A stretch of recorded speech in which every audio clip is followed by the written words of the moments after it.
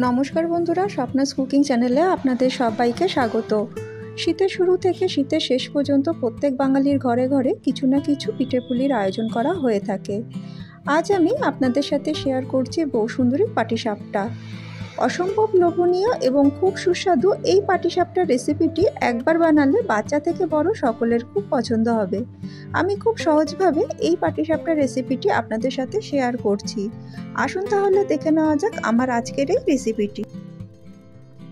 পিঠেটা তৈরি করার জন্য চালের গুঁড়ি তৈরি করে নিতে হবে। তার জন্য বড় চামচের 4 চামচ নিতে হবে সেদ্ধ চাল, যে কোনো ভাতের চাল নিলেই হবে। নিতে হবে 1 বাটি আতপ চাল আর হাফ বাটি গোবিন্দভোগ চাল।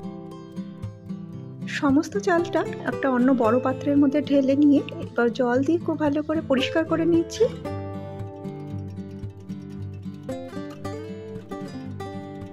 জলে ধোয়া চালটাকে জলের মধ্যেতেই কিন্তু ভিজিয়ে রেখে দিয়েছিলাম প্রায় 4 ঘন্টার জন্য। তারপর জল থেকে তুলে রুমেতেই আমি প্লেটের মধ্যে ছড়িয়ে নিয়ে চালটাকে শুকিয়ে নিয়েছি। এবার এই শুকিয়ে যাওয়া চালটাকে একটা মিক্সির মধ্যে নিয়ে গুঁড়ি করে নিচ্ছি।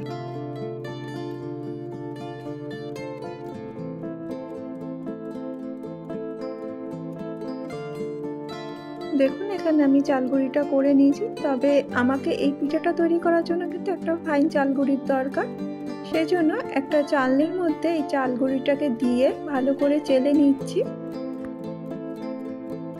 চাল গুঁড়িটা চেলে নেওয়ার পরে বেশ বড় দানা চাল গুঁড়ি কিন্তু কিছু রয়ে গেছে দেখুন চালের মধ্যে, আর ফাইন চাল গুঁড়িটা কিন্তু থালার মধ্যে দেখা যাচ্ছে। এবার এই বড় দানা চাল গুঁড়িটাকে আবার মিক্সির মধ্যে দিয়ে পেস্ট করে নেব।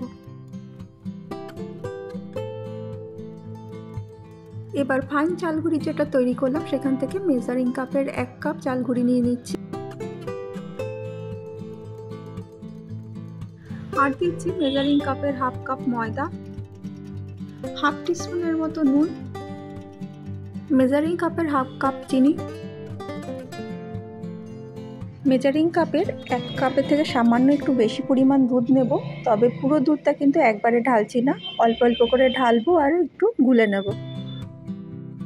দুধটা এখানে কুসুম গরম অবস্থায় নিয়েছি।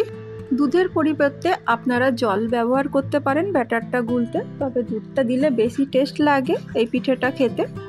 দুধ কিংবা জল যেটাই ইউজ করেন না কেন অবশ্যই কিন্তু কুসুম গরম অবস্থাতেই নিতে হবে। মেজারমেন্ট কাপের 1 কাপ দুধ নেওয়ার পরেও কিন্তু এখানে বড় চামচের 1 চামচ দুধের ব্যবহার করছি। এই পরিমাপটাই কিন্তু এই পরিমাণ চাল গুঁড়োর জন্য কিন্তু একদম পারফেক্ট। ব্যাটারটা খুব ভালো করে ফেটিয়ে নেবেন যাতে কোনো রকম লাম্পস এখানে না থাকে। এখানে আমার ব্যাটারটা ভালো করে ফেটানো হয়ে গেছে। এবার 20 মিনিটের জন্য বাটিটা একটা প্লেট চাপা দিয়ে ঢেকে রেখে দিচ্ছি। এরপর বানিয়ে নিচ্ছি পাটিসাপটার পুর। তার জন্য 500 ml দুধকে কড়াইতে দিয়ে আমি গরম করে নিয়েছি। আমি এই পুরটা ক্ষীরের পুর তৈরি করছি, তাই 500 ml দুধকে ফুটিয়ে আমি 300 ml এর মতো করে নিয়েছি। এরপর দিয়ে দিচ্ছি এর মধ্যে চালের গুঁড়ি। চালের গুঁড়ির পরিমাণ দিচ্ছি মেজারমেন্ট কাপের হাফ কাপ। চালের গুঁড়ি দুধে দেওয়ার পরে এবার কন্টিনিউ কিন্তু নাড়িয়ে যেতে হবে না, যাতে লাম্পস না হয়। গ্যাসের ফ্লেমটাকে মিডিয়াম টু লো করে রেখে আমি নাড়িয়ে নিয়ে প্রায় মিনিট 10 ধরে আমি ঘিরটাকে প্রায় ঘন করে নিয়ে এসেছি। আর ঘন হয়ে আসার আগের মুহূর্তে কিন্তু আমি দিয়ে দিচ্ছি এখানে 4টে এলাচের দানা, ভেতরের দানাটা উপরে খোসাটা দিয়ে নিই। ক্ষীরটা অনেকটাই ঘন হয়ে এসছে। এরপর দিয়ে দিচ্ছি হাফ বাটি খেজুরের গুড়। খেজুরের গুড়টা দিয়ে নাড়াতে নাড়াতে খেজুরের গুড়টা যখন গলে যাবে দেখবেন যে ক্ষীরটা কিন্তু বেশ অনেকটাই তরল দেখাচ্ছে। গ্যাসের ফ্লেমটাকে লো রেখে ক্রমাগত নাড়িয়ে যেতে হবে। মিনিট 5 নাড়ানোর পরে ক্ষীরটা কিন্তু বেশ গাঢ় লাগবে দেখতে। ক্ষীরটা এখানে হয়ে গেছে। ক্ষীরটা আমি এরকমই রাখছি। ক্ষীরটা যখন ঠান্ডা হয়ে যাবে তখন কিন্তু আরও বেশ কিছুটা ড্রাই লাগবে। 20 মিনিট বাদে পাটিসাপটার ব্যাটারটা আরেকবার ভালো করে গুলে নিয়েছি। আর অন্য একটা বাটির মধ্যে সামান্য পরিমাণ কেশর ফুড কালার নিয়েছি, তাতে কিছুটা পরিমাণ ব্যাটার দিয়ে সেই ব্যাটারটাকেও ভালো করে গুলে নিতে হবে।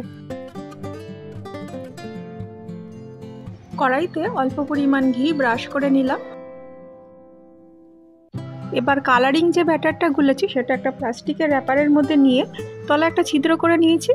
আর এটা একটা জিলেপির শেপের মতো করে একটা শেপ দিয়ে দিচ্ছি। আপনারা চাইলে যে কোনো এটা ডিজাইন দিতে পারেন। উপরটা যখন হালকা ড্রাই মতো হয়ে যাবে তখন যে সাদা ব্যাটারটা গুলেছি সেখান থেকে 1 হাতা ব্যাটার দিয়ে দিচ্ছি। হাতার সাহায্যে ছড়িয়ে দিয়ে একটা গোল শেপ করে দিলাম। এই সময় গ্যাসের ফ্লেমটা মিডিয়াম টু লো করে রাখবেন আর 10 থেকে 12 সেকেন্ডের মধ্যেই কিন্তু দেখবেন যে এই রুটিটার উপরিভাগটা বেশ ড্রাই মতো দেখাচ্ছে। তখন 1 চামচ করে এখানে দিয়ে দিচ্ছি যে ক্ষীরটা বানিয়ে রেখেছিলাম সেই ক্ষীরটা, এটা পুর হিসাবে দিচ্ছি। এবার একটা প্যাচুলারের সাহায্যে ধীরে ধীরে কিন্তু এটা ফোল্ড করে নিচ্ছি। এই কাজটা খুব সাবধানে করবেন, নাহলে উপরে রুটিটা ছিঁড়ে যেতে পারে। আমি যেহেতু এখানে ননস্টিকে করছি সেহেতু কিন্তু ফোল্ড করতে কোনো অসুবিধা হবে না, খুব সহজভাবেই উঠে আসবে। আর যারা লোহার কড়াইতে বা অ্যালুমিনিয়ামের কড়াইতে করছেন তাদের ক্ষেত্রে দেখা যেতে পারে যে টেম্পারেচারটা কম বেশি হওয়ার জন্য হয়তো প্রথমে একটা দুটো পাটিসাপটা হয়তো তুলতে গেলে ছিঁড়ে যেতে পারে বা ভেঙে যেতে পারে, কিন্তু তারপরে থেকে কিন্তু পাটিসাপটাগুলো আপনাদের ঠিকঠাকই হবে। আরও একটা করে দেখাচ্ছি। কড়াইতে ঘি ব্রাশ করে নিয়ে প্রথমে কালার ব্যাটারটা দিয়ে দিলাম একটা জিলেপি শেপ দিয়ে, তারপরে যে সাদা ব্যাটারটা গুলেছি সেটা দিয়ে দিচ্ছি উপরে 1 হাতা দিয়ে একটু ভালো করে স্প্রেড করে ছড়িয়ে দিচ্ছি। এরপর দিয়ে দিচ্ছি উপরে যে ক্ষীরের পুরটা আছে পুরটা দিয়ে এবার কিন্তু ধীরে ধীরে ফোল্ড করে নিচ্ছি। তৈরি এখানে বৌসুন্দরী পাটিসাপটা। এইভাবে আমি সমস্ত পাটিসাপটাগুলো করে নেব। অসংখ্য জালিদার এবং ক্ষীরের পুর ঠাসা এই বৌসুন্দরী পাটিসাপটার রেসিপিটা আমি আপনাদের সাথে খুব সহজভাবে করে দেখানোর চেষ্টা করলাম। আশা করি আপনাদের এই রেসিপিটি ভালো লেগে থাকবে। আর যদি ভালো লেগে থাকে অবশ্যই একটা লাইক কমেন্ট আর শেয়ার করবেন। আর নতুন নতুন ভিডিও পেতে আমার চ্যানেলটা সাবস্ক্রাইব করার অনুরোধ রইল। সবাই খুব ভালো থাকবেন, সুস্থ থাকবেন। আবার দেখা হচ্ছে অন্য কোনো দিন অন্য কোনো ভিডিওতে।